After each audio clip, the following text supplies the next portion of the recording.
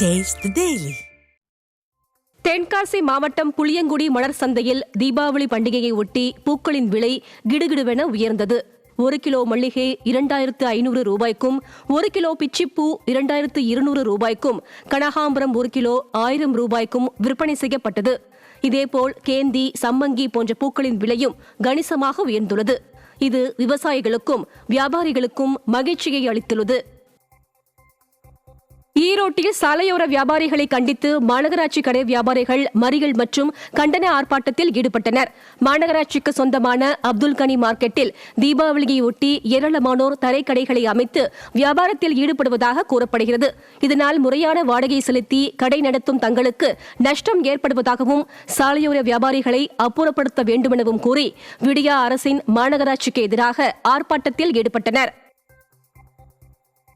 தேனி மாவட்டம் குமுளி மலைச்சாலையில் ஏற்பட்டுள்ள மண்ணரிப்பால் போக்குவரத்து பாதிக்கப்பட்டுள்ளது.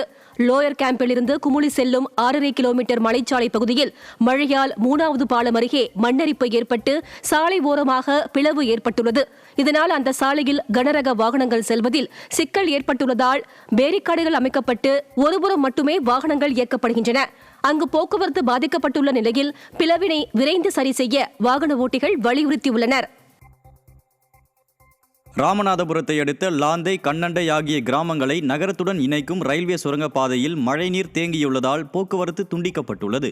ரயில்வே சுரங்கப்பாதைக்கு பதிலாக மேம்பாலம் அமைத்து தர வேண்டும் என மக்கள் வைத்த கோரிக்கையை ஏற்று ரயில்வே அமைச்சகம் ஆணை பிறப்பித்த பின்னரும் அரசியல் காழ்ப்புணர்ச்சி காரணமாக விடியா திமுக அரசு ஒத்துழைப்பு வழங்கவில்லை என குற்றம் சாட்டப்படுகிறது.